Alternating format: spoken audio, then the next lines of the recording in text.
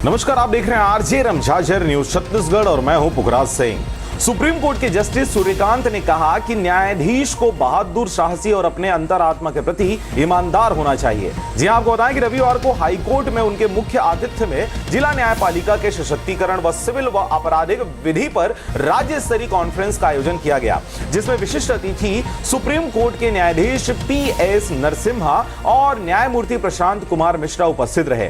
Press conference का उद्घाटन करते हुए सुप्रीम कोर्ट के न्यायमूर्ति सूर्यकांत ने कहा कि पक्षकारों के संपर्क में सर्वप्रथम जिला न्यायपालिका आती है। ऐसी दशा में जिला न्यायपालिका की जिम्मेदारी व भूमिका बहुत ही महत्वपूर्ण बन जाती है और यदि न्यायाधीश निर्णय लेने के लिए प्रतिबद्ध है तो कोई प्रतिक्रियात्मक व तकनीकी अड़चन न्यायाधीश को एक तार्किक निर्णय लेने में बाधा नहीं बन सकती। जी आगे उन्होंने कहा कि न्यायदान में आने वाली तकनीकी व प्रक्रियात्मक बाधाओं के प्रति व्यक्तिगत दृष्टिकोण अपनाने के बजाय ऐसी बाधाओं के प्रभावी निराकरण के लिए संस्थागत दृष्टिकोण अपनाना चाहिए। जस्टिस सूर्यकांत ने तुच्छ व तुक्के वाली मुक्केबाजी की बढ़ती प्रवृत्ति को हतोत्साहित करने के संबंध में जोर देते हुए कहा कि न्यायपालिका में झूठ व बेबुनियाद मामलों के लिए कोई जगह नहीं होनी चाहिए। एक मजबूत व साहसी जिला न्यायपालिका तुच्छ व तुक्के वाली मुक्केबाजी को निपटाने में सक्षम हो सकती है। उन्होंने जिला न्यायपालिका के सदस्यों को साहस व ईमानदारी के साथ निर्णय लेने का आह्वान भी किया।